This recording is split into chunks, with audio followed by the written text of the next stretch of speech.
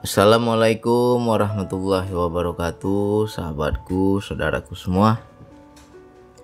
Kita ngopi-ngopi lagi ya.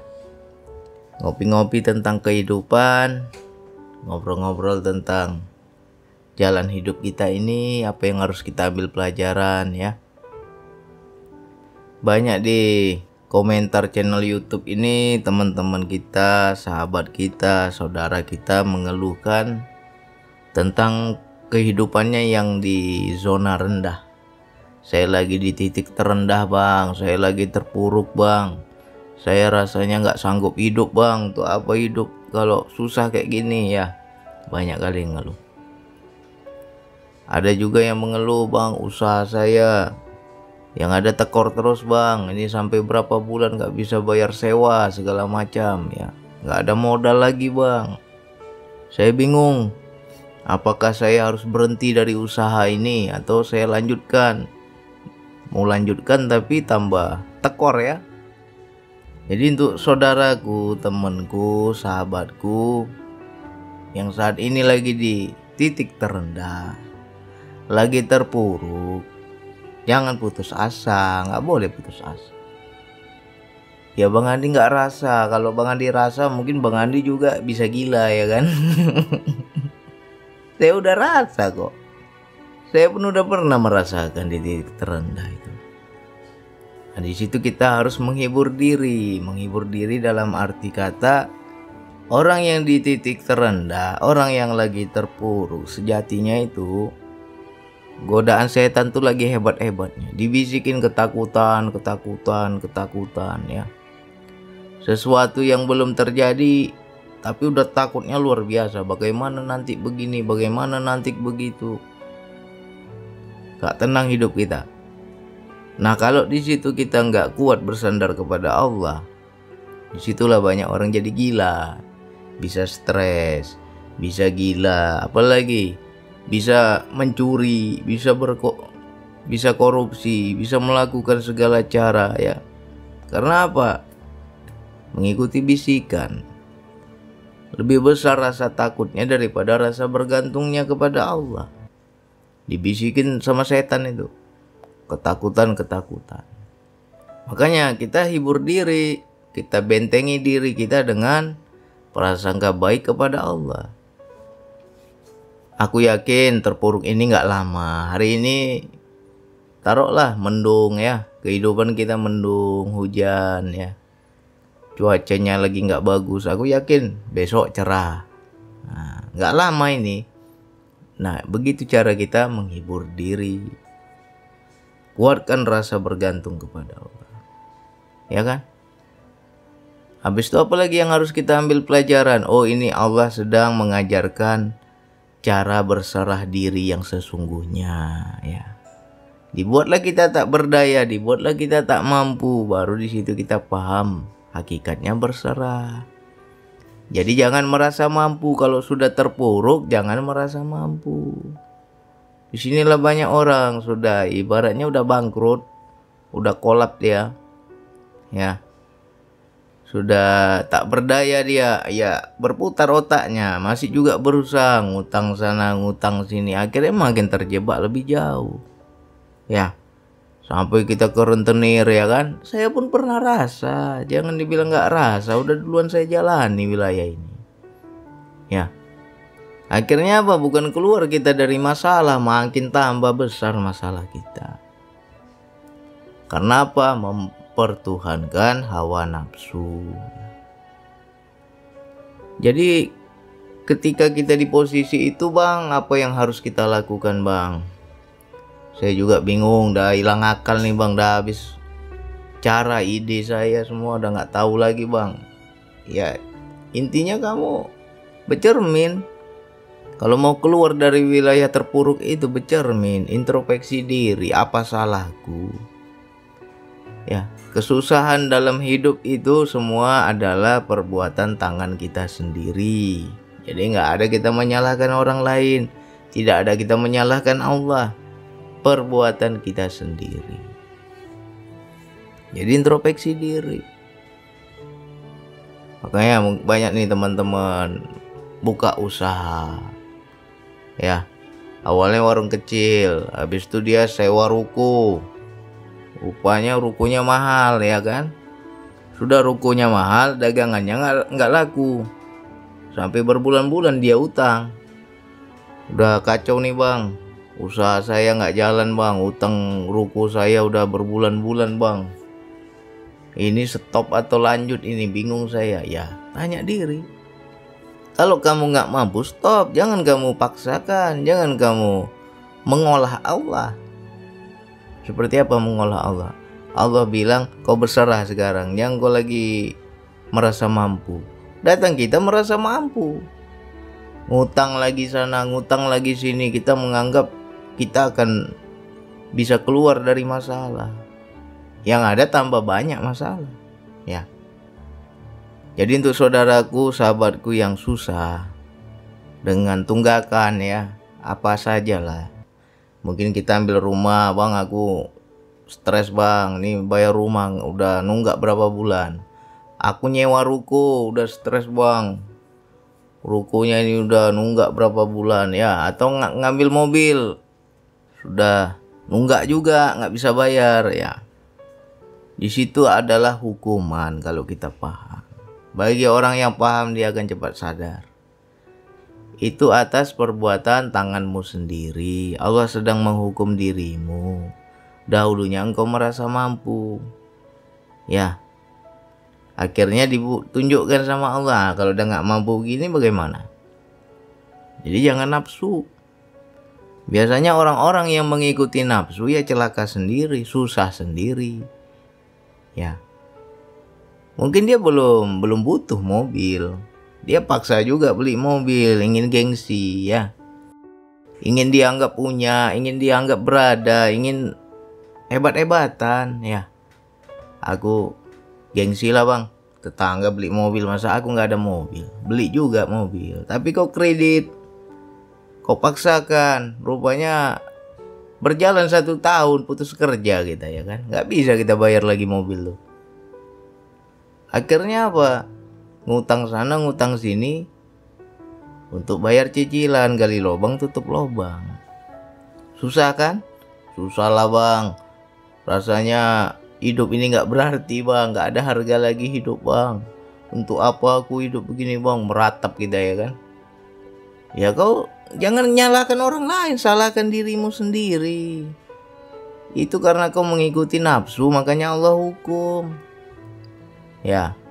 Jadi apapun jalan hidup kita kalau susah itu nafsu.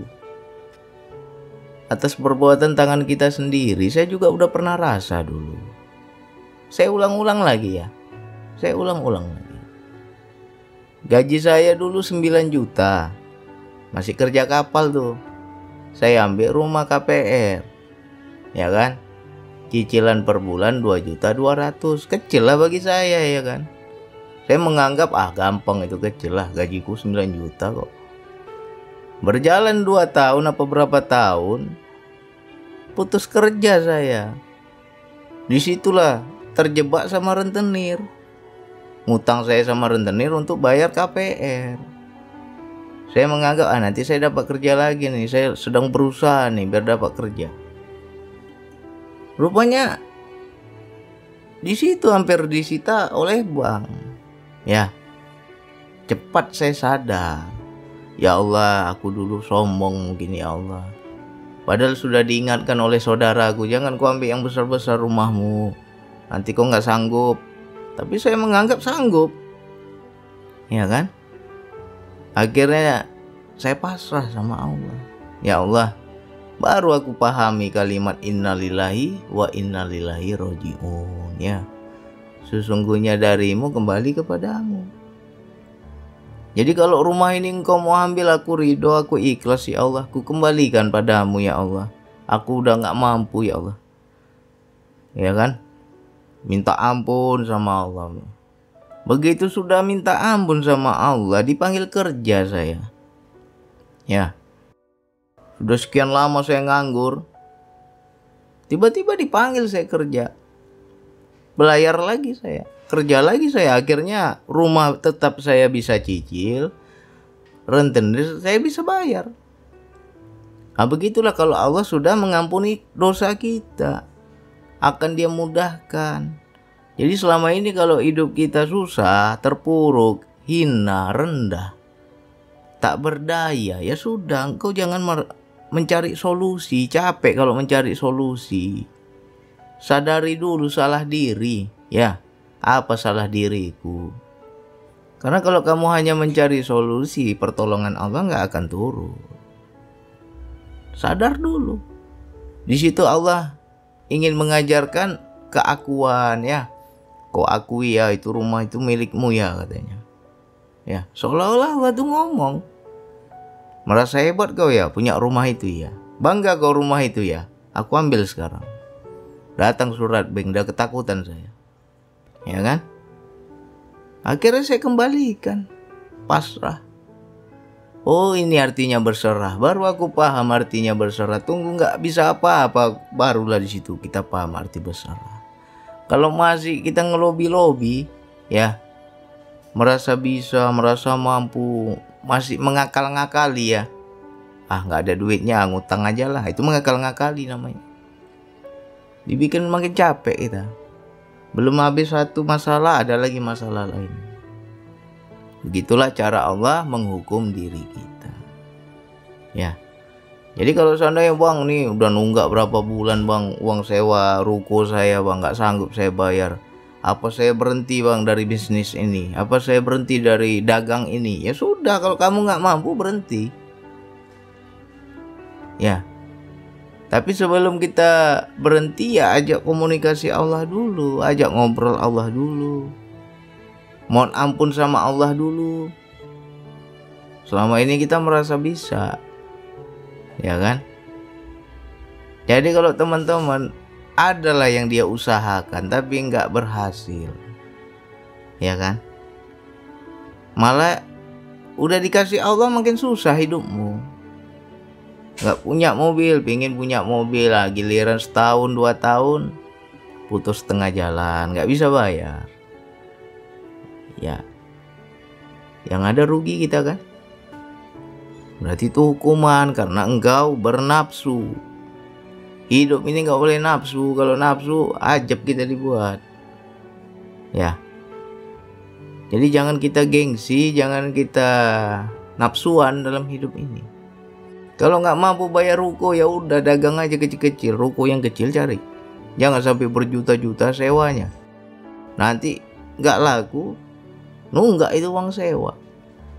Dan yang satu lagi, jangan kita budaya hidup ini jangan sampai kita budayakan budaya berhutang itu ya. Nggak ada duit gampang lah ngutang, nggak ada duit gampang ngutang, makin tersiksa hidupmu nanti. Jangan dibiasakan berhutang. Paling berat itu, masalah paling dalam hidup itu adalah berhutang. Saya udah rasa dikejar-kejar rentenir itu rasanya nggak enak, ya. Nah disitulah baru saya paham, ya Allah, udahlah ya Allah, kapok aku. Besok kalau aku nggak ada uang ya sudah, aku diam ya Allah. Ya kan, berarti Allah belum kasih. Aku nggak berani lagi ikut-ikut nafsu lagi. Ya kalau dulu kita gampang aja, nggak ada ngutang dulu lah. Nggak ada lagi uang, ngutang lagi lah. Ya. Makin menderita hidup kita. Jadi jangan teman-teman cari solusi ya. Kalau cari solusi susah. Tapi kita cari dulu nih poinnya apa. Puncak permasalahannya, penyebab masalahnya apa. Nah, itu cari dulu. Tanya dulu dirimu. Ya. Pasti ada salahmu. Nah kalau kita mohon ampun sama Allah, ampunkan aku ya Allah. Aku ngaku salah ya Allah. Aku tahu ini semua atas perbuatan tanganku sendiri ya Allah. Aku mohon ampun. Insya Allah pertolongannya turun.